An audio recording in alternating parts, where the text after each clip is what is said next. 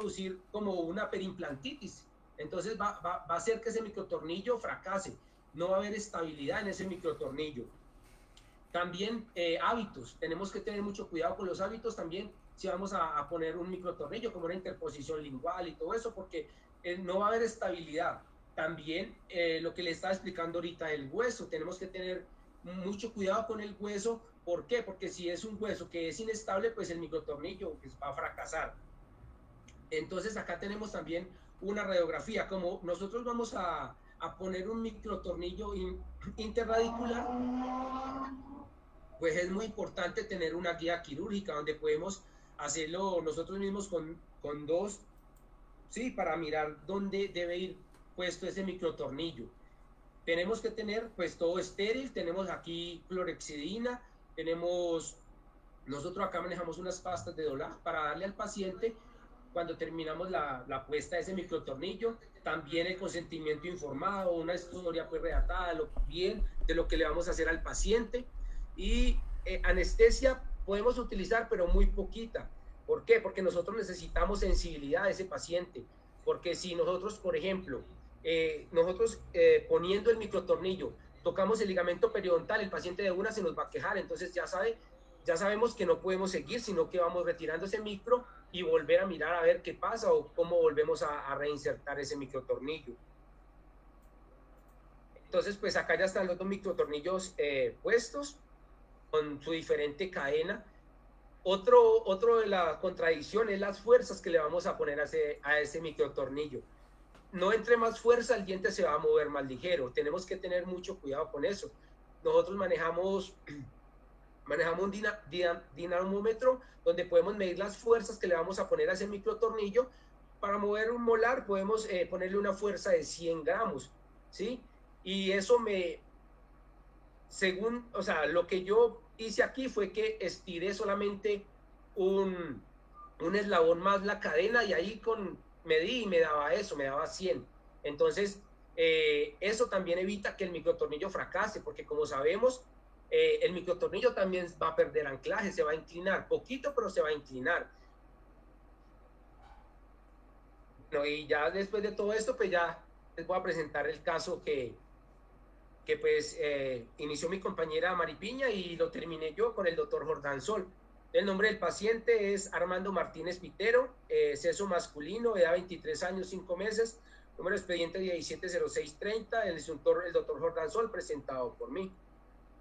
Al motivo de consulta, braques, diagnóstico clase 1 esqueletal, hipodivergente, clase 3 molar, derecha, izquierda no aplica, clase 3 canina, clase 1 canina izquierda, apiñamiento severo, superior inferior, ausencia del diente 36, múltiples caries, over-Y, over-bite disminuidos, mordida cruzada, del órgano dental 2 y 22, línea media desviada. Se pusieron un microtornillo de 1.8 por 8 milímetros de titanio de la marca BioRay. El paciente tenía como hábitos interposición lingual.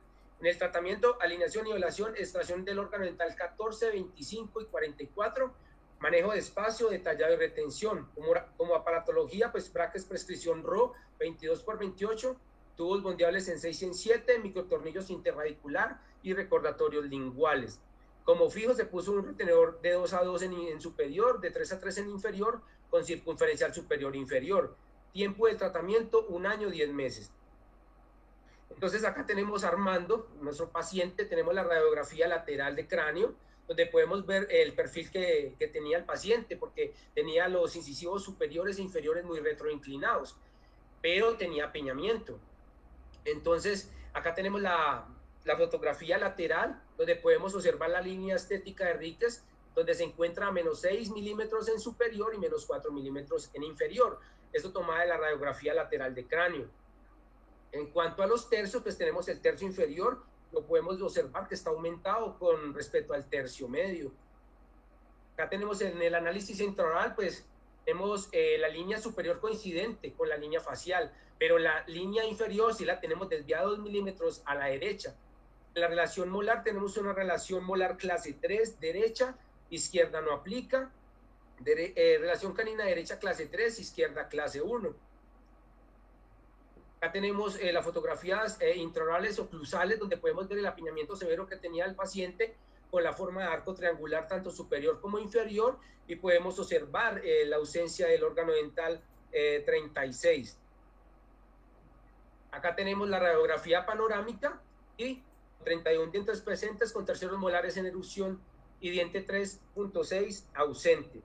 Aquí me voy a detener un poquitico para explicarles un poquito. Como nosotros decidimos mesializar el 7 y el 8 porque nos hacía falta el órgano dental 36, que tenemos que tener muchas consideraciones con este tercer molar. Tenemos que mirar y observar bien cuánta longitud de raíz tiene ese molar, qué tan inclinado está ese molar. ¿Por qué? Porque si nosotros vamos a mesializar este 7, necesitamos que este tercer molar nos quede ocluyendo. Porque si este tercer molar decidimos hacerle una extracción, pues no es conveniente llevarnos este diente 7 a este espacio, ¿sí? Porque va a sufrir la raíz de todos modos. Entonces, es mejor verticalizarlo y pues poner un implante dental. Pero como nosotros en el diagnóstico podemos observar que es un tercer molar con una corona adecuada, tiene más de 3/3 de la raíz ya formada y está en perfectas condiciones, entonces se tomó la decisión de mesializar el 7 y el 8. Con los objetivos del tratamiento en lo facial, mejorar el perfil labial y facial, en lo dental, corrección del apeñamiento maxilar y mandibular, obtener la clase 1 molar derecha, obtener la clase 1 molar izquierda, obtener la clase 1 canina derecha, mantener la clase 1 canina izquierda, corrección del overjay y el overbite, corrección de líneas medias dentales. En lo esquelético, mantener las relaciones esqueléticos. En lo periodontal, mejorar el estado periodontal. En lo funcional, lograr correcta intercuspidación, lograr vía de seclusión canina y lograr vía incisiva. En lo quirúrgico, cirugía de órgano dental 18, 28 y 48. En lo esodoncias, pues se realizó la esodoncia del 14, 25 y 44, y el paciente tenía múltiples caries, se hicieron las restauraciones de esos dientes. Entonces, el transcurso del tratamiento, antes de poner el microtornillo, pues tenemos que primero pues empezar el tratamiento de ortodoncia y todo eso, ir verticalizando ese 7 que estaba un poquito mesializado. Aquí lo que hicimos fue que pusimos un open coil para irle abriendo espacio. A medida que vamos abriendo espacio, la línea media la vamos llevando un poquito pues hacia el otro lado y vamos abriendo el canino, lo vamos distalizando también para incorporar ese órgano dental 22 y también el 12. Aquí pues ya tenemos incorporados los dientes en su arco. Aquí podemos ver el open coil que está situado también pues para irle dando espacio a ese lateral, y en la arcada inferior hicimos un bondeo seccional para llevar ese canino hacia distal, ¿sí? Para irle dando espacio a los incisivos inferiores. Acá en esta fotografía lateral, pues podemos observar que están alineados, los espacios superiores están bien. Ya aquí tenemos casi verticalizado, entonces aquí es donde hacemos nosotros la planificación para poner ese microtornillo. Algo muy importante es cómo están estas dos raíces de estos dos dientes. Deben de estar divergentes. ¿Para qué? Para que a la hora de nosotros insertar ese microtornillo, pues no tengamos problemas con esas raíces. Entonces, si de pronto, ¿cómo lo podemos hacer? Tipeando los braques. Vamos a poner los braques tipeados para que esas raíces entre sí se vuelvan divergentes, o podemos hacer un doblez de Gable, donde con ese doblez, cuando ya estemos en un arco más pesadito, pues lo que vamos a hacer es llevar esos dientes, pues la raíz hacia distal y hacia mesial para que quede divergente. Aquí tenemos la puesta del microtornillo. Acá tenemos ya pues con cadena, el microtornillo con cadena, pues para ir mesializándolo. Aquí también tenemos, observando bien pues la cadena. También nos podemos ayudar con elásticos clase 2 para que ese molar pues se nos vaya mesializándose más ligero. Hay que tener mucho cuidado con la oclusión. Hay veces es conveniente poner unos biturbos para que ese molar, a medida que lo vamos mesializando, las cúspides mesiales se van extruyendo. Entonces vamos a tener un contacto que no nos va a dejar rodar ese molar, deslizar ese molar en el arco. Es muy importante que después de cada control retirar ese arco. Hay que limpiarlo porque, pues como sabemos, el paciente le forma cálculos, entonces no se va a deslizar, ese molar no se va a deslizar dentro del arco. También podemos poner cadenas por lingual para llevar más el diente en cuerpo o en masa, y va a ser pues mucho más ligero esa mesialización.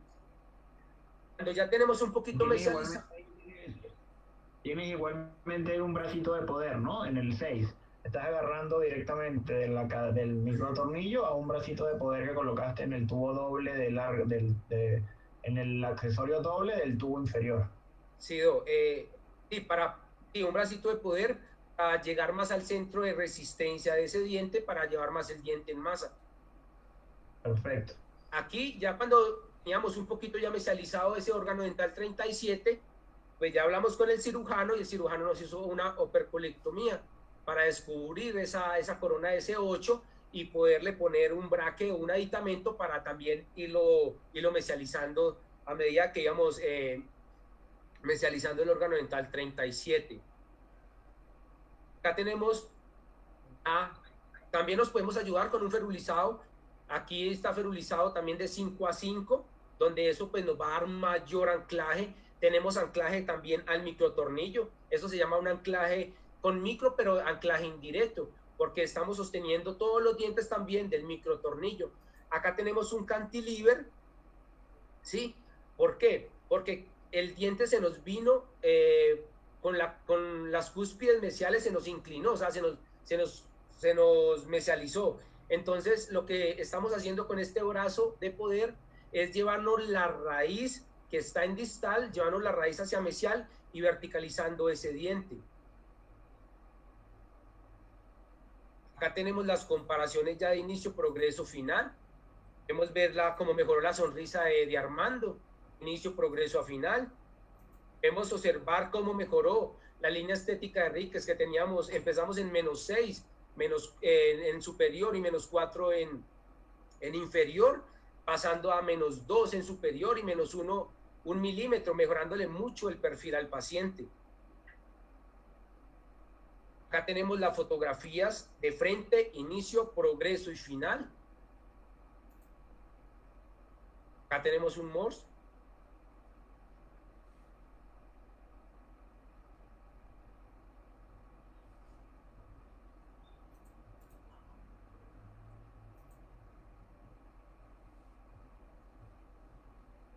Acá tenemos las fotografías laterales de izquierda de inicio, progreso y final, donde podemos ver, acá ya retiramos el microtornillo y aquí hay una fibrosis del tejido, porque ese microtornillo también pues, debe estar situado en la línea mucogingival, pero pues esto es también como por la resistencia que está haciendo ese microtornillo, se forma esa fibrosis, pero eso con el tiempo vuelve a la normalidad.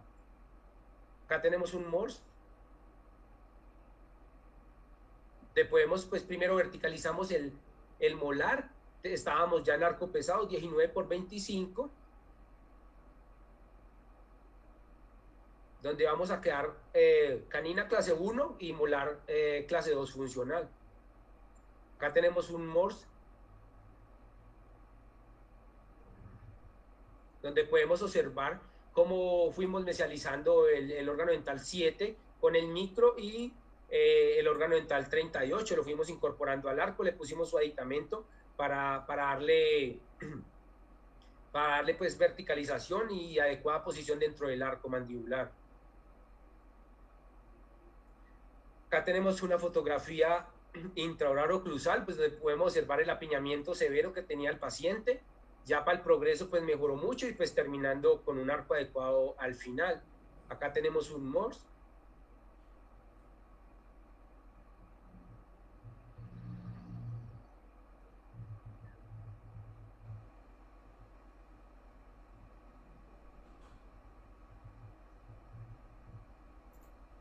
Acá tenemos las fotografías intraorales inferiores de inicio, progreso y final, donde podemos pues observar cómo mejoró la forma del arco inferior y pues podemos observar cómo quedaron el órgano dental 37 y 38, que pues alguien pensará que está normal el paciente con todos sus dientes, que no es un 7 ni un 8.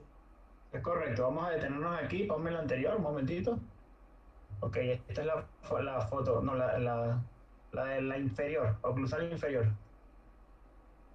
Ok, esta es la fotografía inicial del paciente, tenía unas lesiones cariosas, un apiñamiento severo, este es el segundo molar inferior, está el tercer molar incluido, la pérdida del primer molar, se hace la alineación, la nivelación, se hace una extracción de un premolar del lado opuesto por el apiñamiento severo, aprovechamos un poco de este espacio, acá no se extrae el premolar sino que se alinea, se nivela, se verticaliza y ya próximamente se coloca el tornillo, se trae a posición de el 7 a posición de 6 y este es el 8 que también lo hicimos, lo liberamos y le hicimos la protracción o la mesialización con el tornillo. Vale, continúa. Listo, acá tenemos un MORS inferior.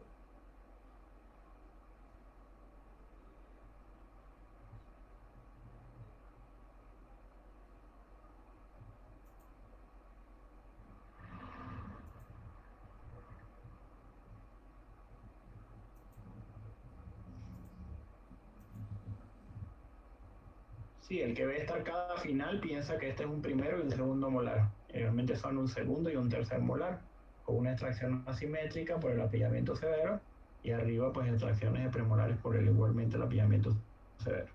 Continúa.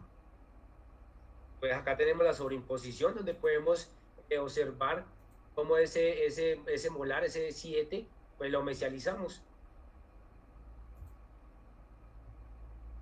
Acá tenemos los retenedores, donde pusimos retenedores fijos, superior de 2 a 2, de 2 a 2, inferior de 3 a 3, con circunferencial superior e inferior.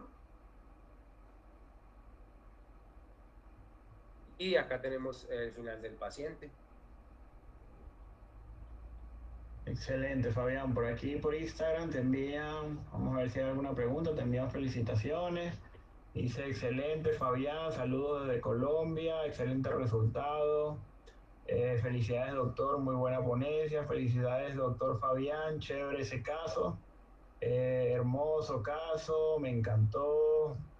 Viva Colombia, saludos desde Colombia. Aquí creo que tienes muchos fans en Instagram que te están siguiendo, Fabián.